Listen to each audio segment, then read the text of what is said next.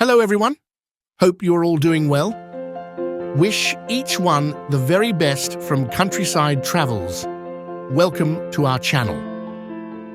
Our journey in this beautiful Arab country continues as we explore its places across length and breadth.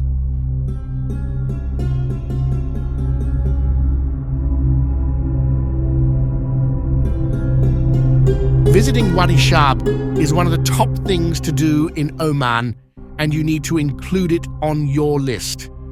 If you are reading this, chances are you are already interested in visiting Wadi Shab, which is a good thing because it is a completely memorable and fantastic experience. Think about the fantastic gorge, warm blue pools, and a hidden waterfall. Power plant है right वाला, ठीक है, right side power plant है और left side वाला LNG है। वो ship LNG से लोड हो गई है नहीं, लेकिन अभी क्या ये लोगों ने चालू कर दिया मस्कत में। ऐसा है, चालू कार पे फोन चालू रहेगा ना, फोन चालू, सीट बेल्ट नहीं लगा, सीट बेल्ट तो है ही है, पहले से ही है। Luckily, getting to the Wadi Shab entrance is quite easy. Wadi Shab is about 1.5 hours from Muscat and 40 minutes from the town of Sur. If you simply put the name Wadi Shab Parking in your GPS, you will be navigated right to the entrance parking lot. If you aren't using a GPS, don't worry. The exit for Wadi Shab is well marked from the highway. Once you turn off the highway, you go down a narrow and steep paved road, and you will end up parking underneath a large bridge that the highway you just left goes over. Parking is completely free at Wadi Shab. The parking lot isn't the biggest, so if it is crowded, you may have to park down the road and walk back a little ways. When we visited, it was pretty crowded, but we waited a few minutes and were able to find a spot in the parking lot. There are free bathrooms at the Wadi Shab parking lot, so be sure to go before you start the journey to the swimming area. These are the only bathrooms in the area and were relatively clean with no toilet paper, as is usual in Oman, but plenty of soap for you to clean your hands. Also, there is a small food corner here at the parking where you can eat food or snacks or take along with you. Before we start Wadi Shab hike, you must take a very short boat ride across the very wide river. The river is very deep and wide, so you must take the boat ride to get to the other side.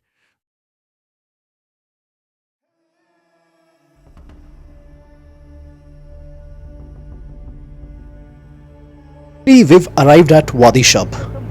There are a few things that I'd like to tell you about this place.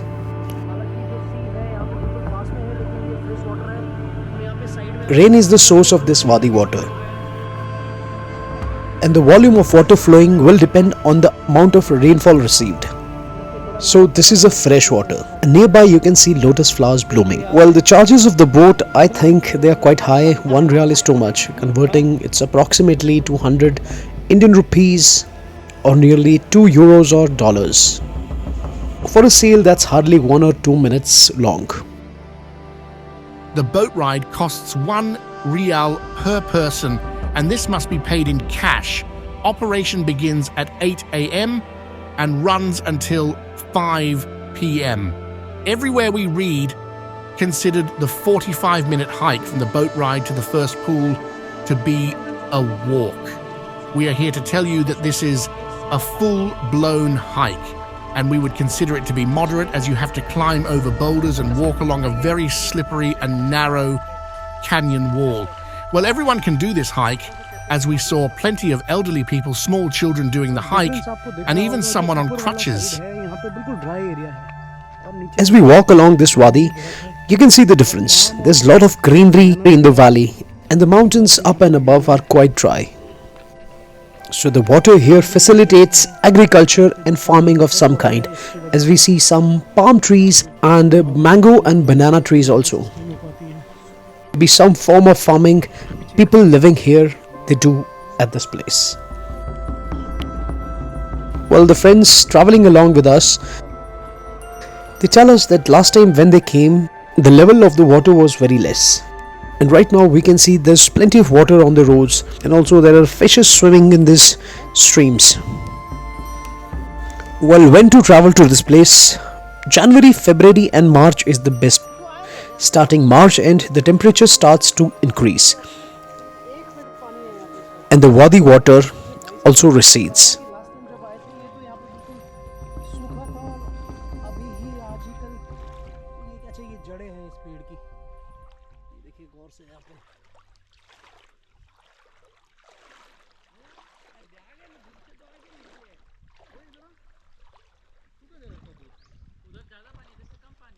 Aqua pressure के लिए तो ये बहुत ही कमाल की जगह है। थोड़े से नज़दीक मछलियाँ दिखाऊंगा मैं।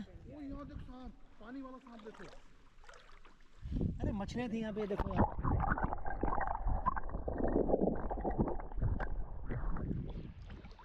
ओ यार, इतना पानी नहीं था पिछली बार। वादी शब तो जनवरी, फरवरी, मार्च सबसे बेहतरीन टाइम होता है यहाँ पे आने। And we can see the mango tree is also here, and it has been protected. There's lots of fencing that's been done to protect this mango tree. We can see water tanks also up above in the mountain.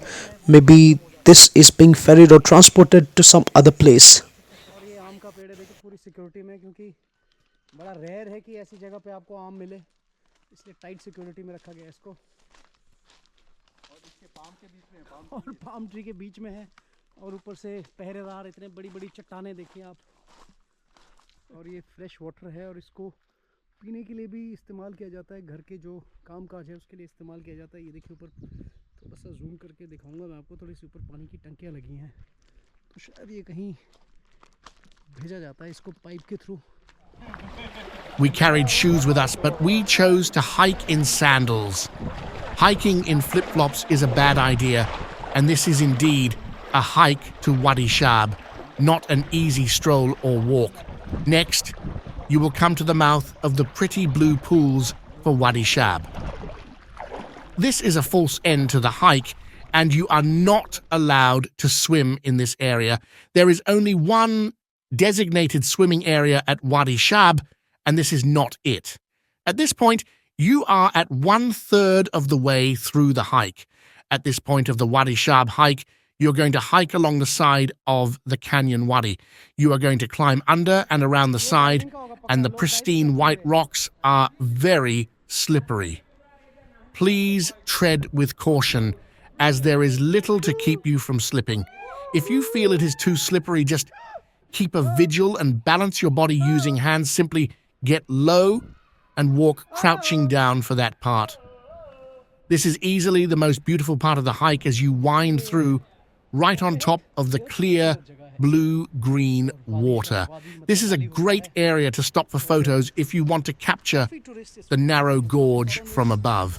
The third and last section of the Wadi Shab hike is a bit uphill and takes you up and around some giant boulders that are in the wadi. The entire canyon is dry, save for some irrigation channels, but rest assured that the views are still spectacular. The hike can be a little difficult to follow at this point, so keep your eyes open for arrows painted on the rocks that show you the direction you need to go. You won't get lost, as if you keep going up the middle of the canyon, you will eventually come upon the swimming area, but the arrows show you the easiest path. You will not need any guide to hike this place, as the route can easily be identified on your own. Again, if we had to classify the hike at Wadi Shab, we would consider it to be a moderate hike with some of the best views we have ever seen. We consider it moderate due to the climbing aspect and the uneven surfaces you must jump over or climb up and around. Please wear proper footwear during the hike and take flip-flops with you for the swimming portion. Of course, the best part about visiting Wadi Shab is swimming in the perfectly clear blue pools. It is comprised of only 3 pools.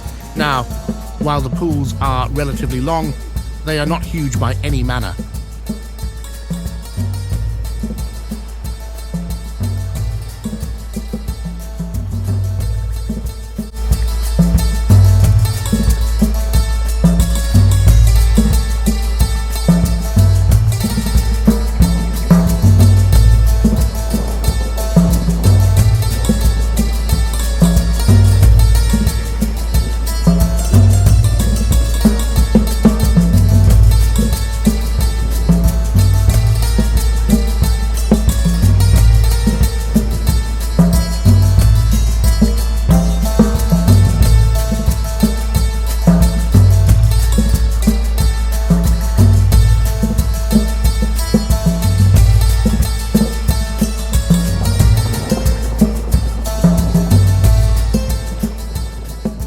water at Wadi Shab is very warm for swimming. We went during the winter high season, that is around March. Water was warm. If you're planning a trip to Oman during the summer, we can't even imagine how wonderful the water will feel then.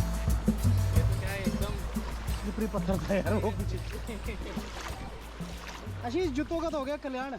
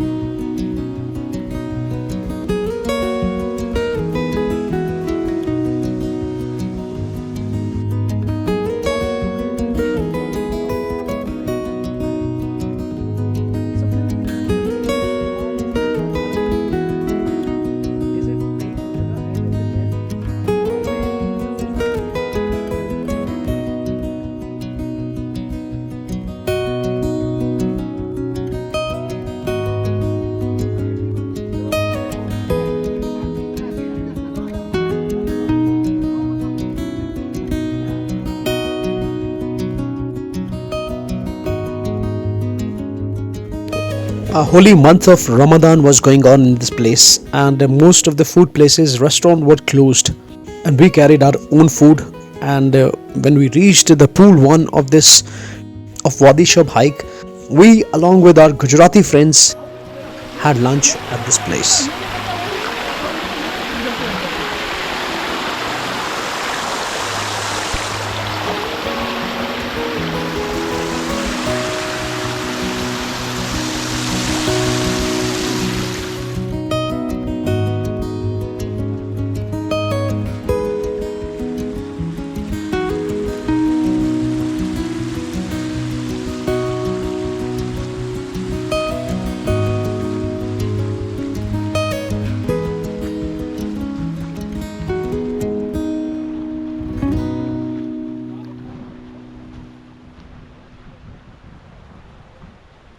रास्ता ऊपर से तो नहीं है कहीं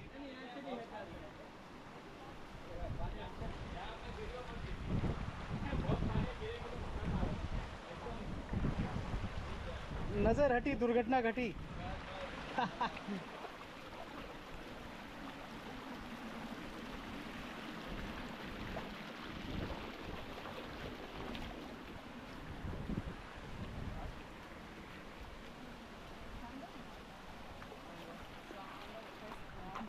Well, we divide entire length of water stream into 3 pools. Talking about the first pool, that is pool 1, this is the first pool that you will come across and will be the busiest swimming area in Wadi Shab. This is where many people leave their bags and towels before setting off into the wadi. This pool is wide, gets narrow as you pass some tall grass in the water, and then gets wider again. This was our favorite pool at Wadi Shab. We liked the second wider part as the views were just so incredible and you could see up and down the gorge. This pool is also the most shallow, so if you aren't a strong or confident swimmer or have small children, this is the best pool for you. Luckily, it is pretty long, so you have plenty of space to just explore and relax on your own. Next, the second pool, pool 2. After you leave pool 1, you are going to walk through a narrow creek area. There are millions of small pebbles here and they hurt so bad when you walk on them, and they can be painful. These pebbles are on the ground of the entire swimming area, which is why we advise bringing flip-flops or water shoes to wear when you are swimming in Wadi Shab. At the very end of pool 2, there is a very deep section. The section is very short, maybe around 10 feet in distance, but it will go to a depth of over your head, probably 9-10 feet. It is an easy and quick swim, but do not try and bring bags. Leave your bags and towels and camera gear at the entrance of pool 1. You will not be able to get it past this part of pool 2 unless you have a waterproof swim bag, which we did not. We ended up leaving our gear on a rock in the middle of the swimming area as we swam to pool 3. And finally, we arrive at Wadi Shab Pool 3. The third pool at Wadi Shab is the deepest, and you must be a strong swimmer. If you are not close to professional but still want to give it a try, you can swim front the side of the pool to the other side in a zigzag manner. Otherwise, it is best to stop here if you aren't confident, because the pools are deep enough that you can't touch.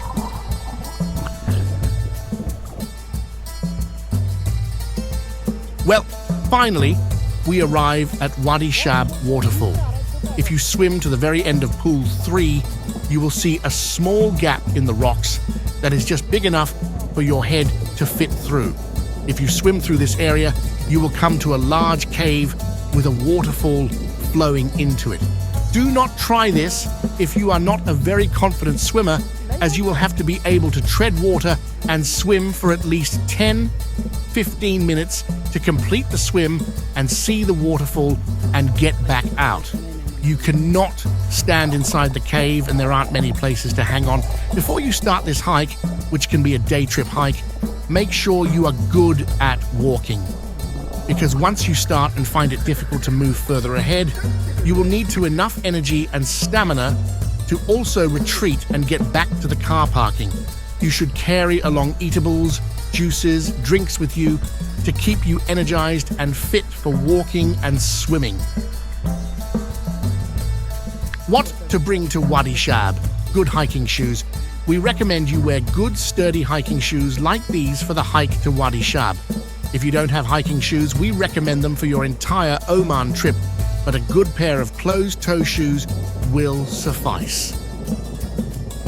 Flip-flops or water shoes. We highly recommend packing water shoes or flip-flops in your backpack. Once you arrive at the swimming area, take them out and put them on. The tiny rocks on the bottom of the pools hurt so bad, and many people were screaming in pain. Avoid this by bringing a pair of shoes to wear in the water. Waterproof dry bag. If you want to take all your belongings all the way to pool 3, you're going to need a waterproof dry bag. Any other type of bag or backpack will get soaked as you swim through the deep parts of the gorge. Waterproof phone case. If you want to take photos of pool 3 and the waterfall, consider getting a waterproof phone case. Quick dry towel. A small and lightweight towel like this one is the perfect thing to take to Wadi Shab. If you don't want to pack a towel, make sure to borrow one from the place that you are staying, so you have a way to dry off and change in a modest way after you are done swimming. Goggles. The water is so crystal clear, and we highly recommend goggles as they will add to your experience swimming in Wadi Shab.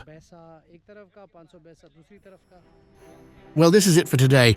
Hope you enjoyed the journey. Do not forget to subscribe to our channel Countryside Travels.